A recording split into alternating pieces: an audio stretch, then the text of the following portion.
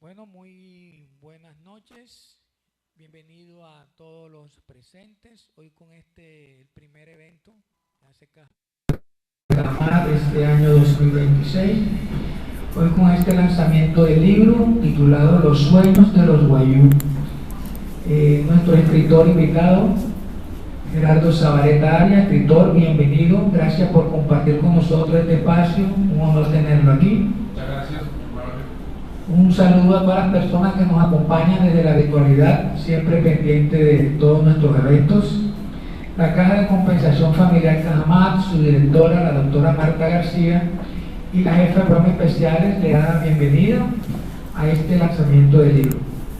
La novela Los sueños de los Guayú está basada en los mitos y costumbres de los Guayú, pero además de contemplar esos aspectos, también se narran allí las luchas que tienen que hacer los Guayú para conseguir el agua para su sustento. Nuestro escritor invitado, Gerardo Zabaleta Arias, nació en El Molino, Guajira, estudió Derecho en la Universidad Libre de Bogotá y Contabilidad de Costos y Auditoría Financiera en la Universidad Jorge Tadeo Lozano de Bogotá. Se especializó en gerencia profesional, tiene una experiencia de más de 15 años a nivel ejecutivo en empresas americanas y también fue gerente en Barranquilla de la poderosa empresa americana Unión Carbide y contador de costos de la multinacional Ron & Haas. Fue concejal de Villanueva, Guajira y diputado de la Asamblea Departamental de La Guajira 1990-1992. Otros libros, escritor como Partidos Políticos y Constituciones en Colombia, la Asamblea Departamental de La Guajira en sus 30 años, Historia de la Comunidad del Cerrejón y Núñez el Irreverente. Y por último, Los sueños de los Guayú. Bueno, escritor, bienvenido. Este público pues, espectacular que nos visita hoy, y adelante pues háblenos un poco sobre cómo fue escrito este libro. Adelante y bienvenido. Buenas noches. Primera medida, un sincero agradecimiento para todas las personas que estamos asistiendo a este acto. Un agradecimiento sincero también para Cajamat por el apoyo que le están dando a la cultura, y quiero aprovechar esta oportunidad para darle mi agradecimiento a mi esposo Lourdes Catón Ochoa, porque ha sido fundamental para que los éxitos, para que los proyectos que yo he desarrollado tengan éxito.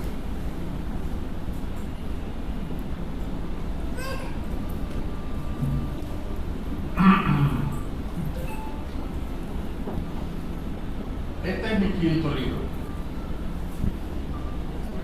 Los sueños de los Guayú. Es una novela que está basada en los mitos y costumbres de los Guayú, pero también conlleva una protesta contra los distintos gobiernos por la forma en que han tratado al pueblo guayú y al pueblo guajira en su lucha por la subsistencia. Es inhumano, por decirlo menos, que los guayú a esta altura de la vida tengan que tomar agua de un agüey, un agua que está contaminada con orina y combustible. Eso es supremamente inhumano. En el libro hay muchas cosas interesantes, pero yo creo que lo más interesante en el libro es una institución que se llama los palabreros y la justicia que ellos practican. Cuando los guayú tienen un conflicto, no acuden a ningún juez. Ellos acuden al palabrero, que es una persona que conoce a la perfección las leyes y costumbres de los guayú, y que a través de su ejercicio profesional han solucionado una cantidad de problemas en la Guajira. Los palabreros, cuando hay un conflicto, hablan con las dos partes y mediante la conciliación llegan a un acuerdo. Esto se da porque la justicia guayú es restaurativa y no punitiva y no busca castigar al agresor con la cárcel, sino que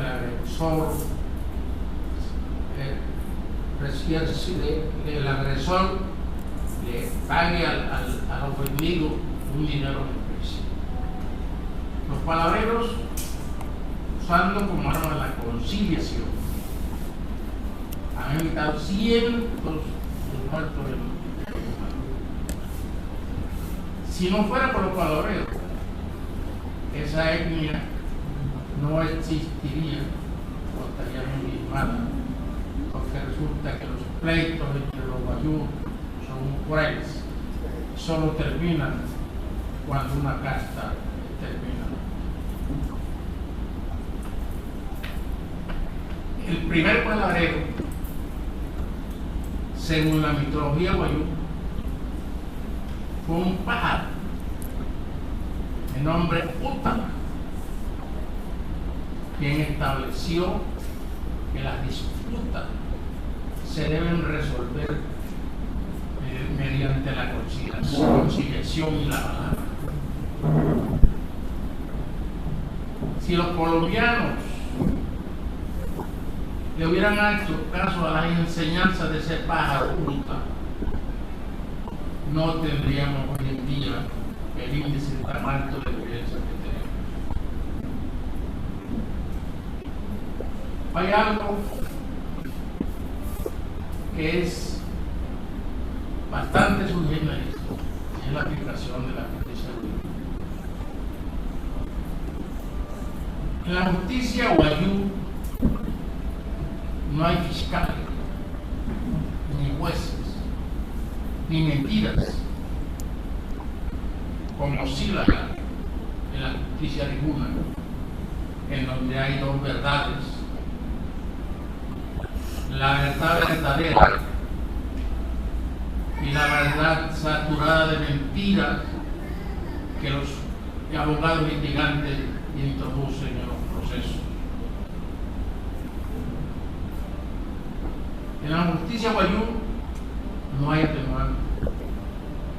Ellos cobran por ello.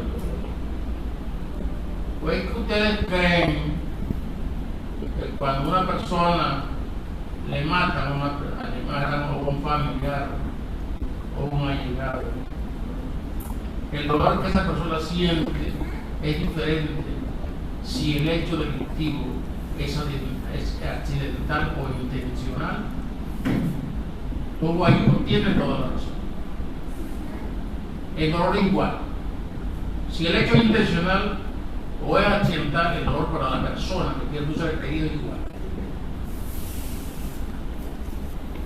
Hay algo que también llama la atención en la justicia guayú. Los delitos se socializan y no se individualizan. Si una persona comete una falta o un delito, según la justicia guayú, no solamente es culpable el agresor, sino toda la persona. Esto aparentemente parece ilógico, pero tiene un fundamento lógico. Se evita una burla en el caso de que el agresor decida huir. Si no paga el agresor, paga la pena. Han sido tan sabias las enseñanzas de la justicia guayú que la UNESCO la declaró como patrimonio inmaterial y universal de la humanidad. Ahora les voy a hablar de otra cuestión que es importantísima entre la cultura de Guayú y el velorio. El velorio Guayú es muy diferente al velorio de nosotros. No, alguna, me dicen alguna, pero nosotros no. El acto social más importante de los Guayú es el velorio. Por eso se esmeran tanto en atender a las personas que van a aumentarle su dolor. Los Guayú son buenos amigos.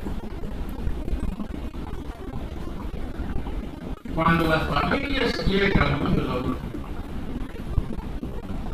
llegan los útiles para cocinar y los hechos. Pero hay una modalidad. Ese chinchorro lo ponen en cualquier parte de la ventanilla. Pero si tienen que buscar un poste para cocinarlo, lo hacen.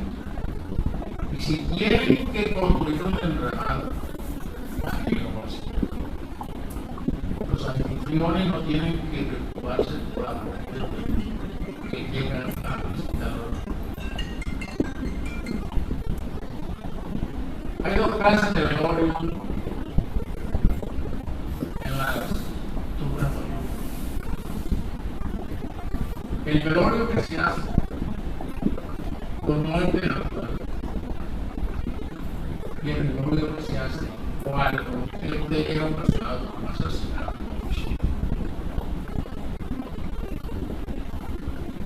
Cuando el velorio es por una muerte natural, los Guayú no pueden llorar durante las 2 primeras horas, porque según sus costumbres, esas 2 primeras horas, el conciso pertenece todavía al aire. Pasadas las 2 horas, los Guayú preparan a la persona para el entierro, lo bañan, le ponen una mejor diferente, lo meten en el ataúd y le echan en el ataúd un alimento para que el cuerpo no sufra en su camino hacia la eternidad. Terminado eso, todos una repetida, no solamente los familiares, sino los familiares y los que llegan, tienen que llorar encima de la. Porque si no lo hacen, cuando se vayan, no les dan lo que llaman ellos la tasaca, unos alimentos que se les dan a las personas cuando se van. Terminado el acto ese de comienza un festín con abundancia de ron y de comida, de chiste, de juego de dominó. Es decir, parece una fiesta. Solamente falta la orquesta para que sea una fiesta. Pero es muy distinto el velorio que se hace cuando es producto de un asesinato, de un homicidio. Casi no hay velorio cuando eso sucede. Porque los Guayú dicen que a la persona hay que enterrarla lo más rápido posible. Porque si se enfría el cadáver, se enfría la venganza. Entonces, ¿qué hacen? Lo primero que hacen es parar el muerto, lo paran en el sitio donde lo están preparando y le hacen dar un círculo, lo mueven en círculo. Esto lo hacen para que la muerte sea violenta, la venganza sea bien violenta, sea bien. Después que hacen eso, en el ataúd, también le echan alimento para que no sufra en su camino hacia la eternidad. Pero también le echan la tierra ensangrentada que previamente había sido recogida en el sitio donde la persona fue asesinada. Y para que el occiso ayude en su venganza, le meten en la media un palo.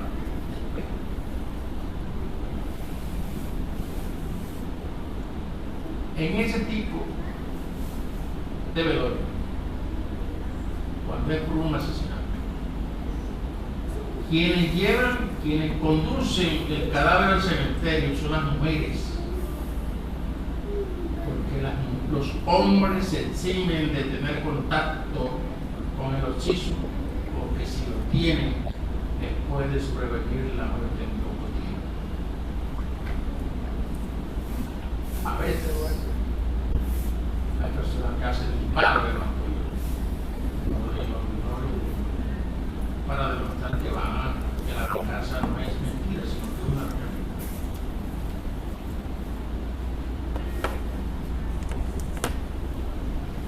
Ahora les voy a hablar de algo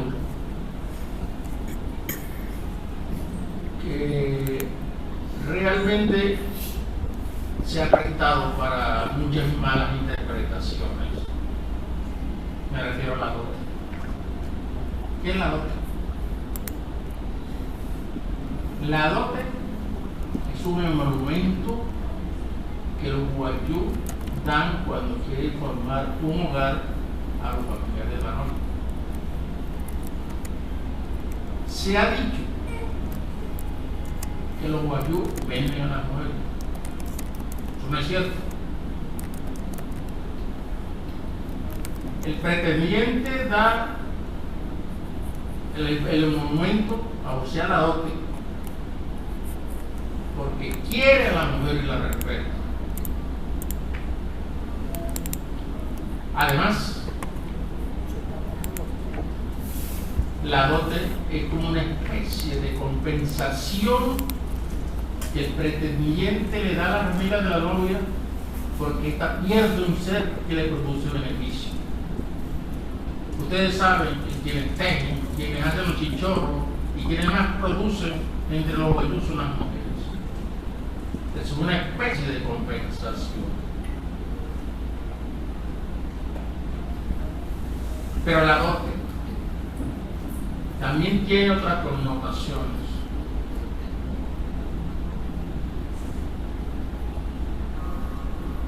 Le ha dado más estabilidad al matrimonio. ¿Por qué? Porque si una mujer le es infiel al marido, los familiares de la mujer tienen que devolverle la dote al marido engañado. Oigan bien, tienen que devolverle la dote al marido engañado. En la cultura guayú es un ejemplo para nosotros. Está prohibido enamorar a una mujer ajena.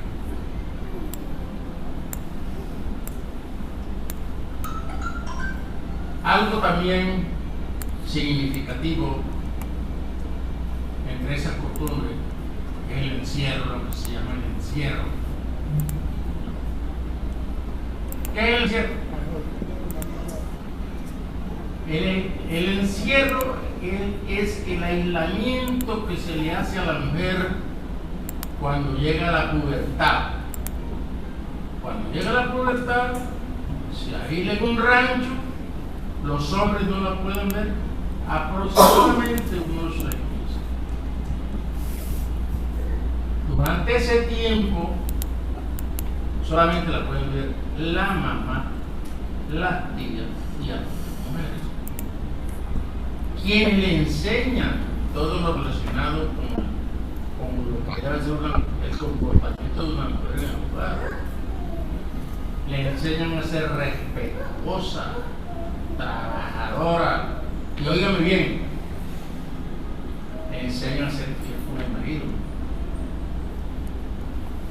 y le enseñan también a huir de las malas compañías. Todo lo que tiene que ver con el buen comportamiento de una mujer en un hogar se lo enseñan en el encierro. Y todas las madrugadas, para que la mujer se le salgan los malos pensamientos, la bañan en la madrugada, para que el frío le saque los malos pensamientos a la mujer.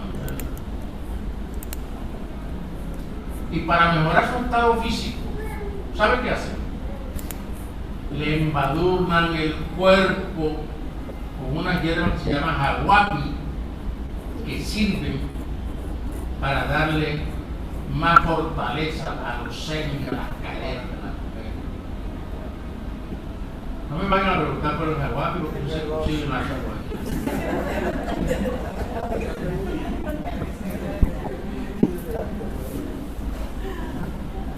Dejé para último algo que llama la atención,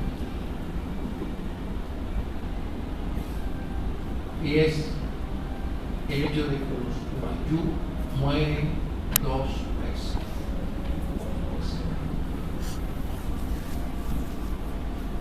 La primera muerte ocurre cuando el guayú es enterrado en el cementerio de la casa. Cuando eso sucede, el espíritu de los guayú, o sea el yoruja, no parte hacia la vida eterna, sino hacia Jepira, un sitio que queda en dirección al Cabo de la Vela, donde el occiso vive una especie de segunda vida. Pero la entrada a Jepira no es igual para todos los guayú. Las personas que se portaron bien en la vida entran directamente a Jepira. Pero las personas que se portaron mal no entran directamente a Jepira. Su espíritu queda vagando durante mucho tiempo en el espacio eterno. Ese es el castigo que recibe. Ese es el equivalente al infierno entre nosotros. La segunda muerte ocurre cuando a los guayú se le hace el segundo entierro. Cuando se le hace el segundo entierro es cuando el alma del guayú parte de Jepira hacia la vida eterna.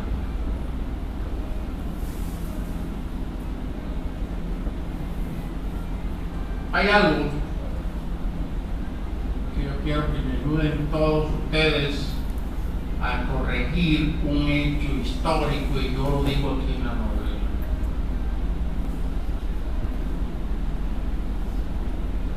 Hay un error de los historiadores que siempre han dicho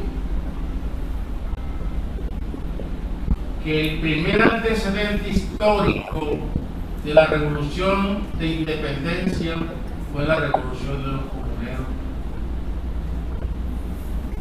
Esto no es cierto. El primer antecedente histórico de la rebelión de un criollo o de una gente contra los españoles fue la de los guayú en la guerra de 1769. Esa guerra fue 12 años antes de la revolución. Y para terminar, vamos a mirar un video donde se ve claramente cómo hicieron los guayú durante la guerra de 1769.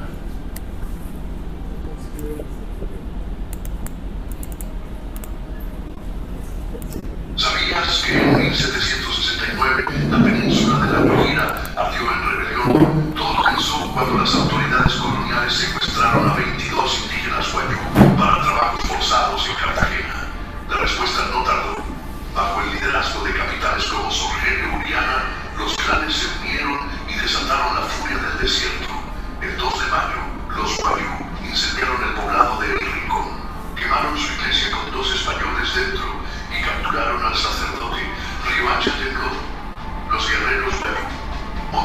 caballos y armados con fusiles adquiridos por contrabando, dominaron los caminos, atacaron convoyes y sitiaron a la población española, obligándola a replegarse tras las murallas de la ciudad. La corona intentó responder con miles de soldados y milicianos, pero la sorpresa fue brutal. Más de 6.000 guayú armados aguardaban en los alrededores. España descubrió que no se enfrentaba a una tribu aislada, sino a un pueblo organizado, orgulloso y dueño de la península. El saldo fue devastador para la colonia. Aldeas arrasadas, comercio interrumpido, el miedo sembrado en cada rincón del Caribe. Los guayú demostraron que ni las armas, ni la cruz, ni el poder del imperio podían doblegar su dignidad. Ese año, el desierto habló con voz de fuego. Los guayú eligieron morir luchando antes que vivir arrodillados. Bien, muchísimas gracias a todos.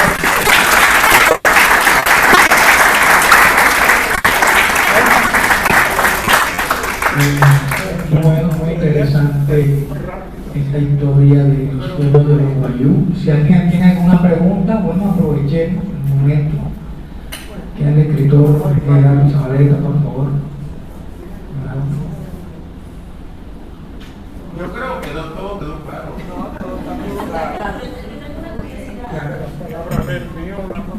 Efectivamente, señor Gerardo, yo tengo una curiosidad. Usted hablaba respecto a el caso de que en la comunidad guayú, cuando una mujer era infiel, pues la familia tenía que retribuir el dote a el esposo que había sufrido la infidelidad. Cuando se presenta el lado contrario, ¿cómo se maneja?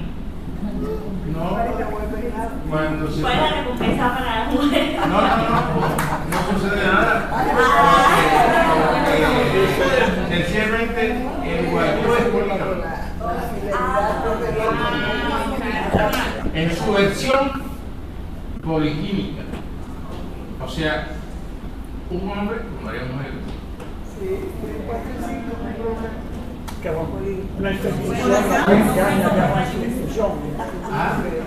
Hay que preservar. Buenas noches a todos, gracias por regalarnos esta joya. Por aquí tengo el libro, es posible subir. Tengo una inquietud, el acceso al agua. Usted habló de eso inicialmente. ¿Cómo era históricamente? Porque eso ha venido además de lo del cambio climático, pero también cómo ha sido transformado el territorio que les ha pedido a ellos últimamente acceder al recurso del agua. Gracias. No te entendí la pregunta. O sea, históricamente, cómo los guayú accedían al agua, porque es una cultura de muchísimo tiempo y hoy en Esta día es una cultura de muchísimo tiempo y esto viene de muchísimo tiempo. Y eso tiene una razón de ser. Los guayú fueron desplazados de la Baja Guajira, donde tenían las tierras de cacería y donde tenía agua. Eso fue precisamente, lo hicieron los terratenientes, quienes no solamente los enviaron allá hasta Guajira, sino que le quitaron los guayú. Llegó un momento que los guayú tuvieron bastante ganado. Y no solamente tuvieron bastante ganado, sino los guayú fueron los primeros exportadores de ganado a Curazao. El primer exportador, para que lo sepan, se llamaba un cacique que se llama Caporinche. Caporinche estuvo en Aruba, invitado por los contrabandistas holandeses. Pero eso se debe al desplazamiento que le hicieron los terratenientes. Muy buena información. Muy buena pregunta. ¿Quién más quiere aportar algo, preguntar algo? Bueno, de pronto la pregunta se sale un tanto de contexto, pero yo soy un villanuero. Y yo soy molinero. Bueno, Yo soy Ribacheca. soy villanuero. ¿Quiere que le diga algo? Ah, Yo fui concejal de Villanueva. Cuando el Molino era corregimiento de Villanueva, yo fui concejal de Villanueva. Yo soy villanuevero tirapiedra. Bueno para trompar. Exactamente. Y en mi época, caramba, de pronto voy a pasar de nota. En mi época, yo nací por allá por el año 53. Y mi mamá me decía, mijito, ¿usted me respeta a la buena o a la mala? Y uno respetaba, así lo levantaban a uno. Cuando ella le venga, venga. Mi mamá me decía, vaya y busque la correa que le voy a meter 6 famosos. Entonces, yo aprendí a respetar. Pero a mí me respetan a la buena o a la mala. Así es. Bueno, pero a lo que viene, esto es anecdótico, porque, bueno, yo me vine de Villanueva para Santa Marta en el año 75. No quería ser, caramba, me va a pasar el norte, no quería ser, fui sacristán toda la vida en Villanueva. Y últimamente me desencanté de la vaina y dije, no, yo no voy a hacer. Yo me voy para Santa Marta a desafiar la adversidad y estudiar economía. Y mi papá en ese momento era liberal. Cuando ganaban los liberales, mi papá le daba trabajo. Y cuando ganaban los otros, le volaban la cabeza. Yo dije, voy a decir la palabra, cuando yo sea grande no voy a ser ni liberal ni conservador, voy a trabajar independiente. Y no quería ser tampoco en ese momento ni acordeonero, ni bucapleto, ni nada de esa vaina. Me vine para Santa Marta en el año 75, estudié economía y me dediqué a trabajar. Bueno, yo tengo el antecedente de Villanueva. Mi abuelo era libanés y me enseñó a trabajar y ahorrar. Pero bueno, a lo que viene la pregunta es los guayú. De pronto no es el momento, pero ¿de dónde viene toda esa gente? Buscando tiempo, ¿de dónde viene esa gente? ¿Cómo llegaron ahí? Los guayú Sí. vienen, son de la familia de los Arahuac. Ellos vinieron de la Guyana, más o menos, la Guyana de sus alrededores, vinieron los guayú. Pertenecen a la familia de Arahuac.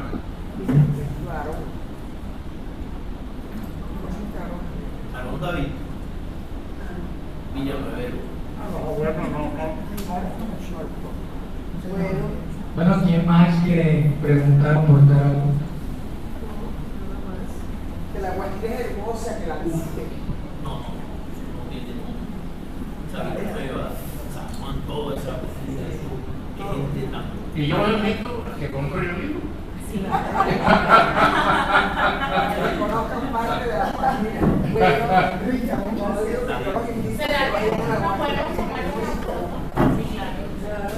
Bueno, ya que no hay más preguntas, quiero agradecer a nuestro escritor Gerardo Zabaleta, gracias por compartir con nosotros. Nos deja una enseñanza muy buena, muchas cosas que no sabíamos, la verdad, sobre la cultura guayú. A todos los presentes, gracias por estar en ese lanzamiento. La persona que nos acompaña desde la actualidad, gracias por compartir con nosotros este espacio. Y bueno, si tienen alguna otra cosa que decir, adelante. Nuestros más sinceros agradecimientos a todos los presentes. Personal bastante selectivo. Muchas gracias. Y si ustedes están aquí es porque sé que aprecian mucho al escritor. Y muchas gracias por acompañarnos. Feliz noche.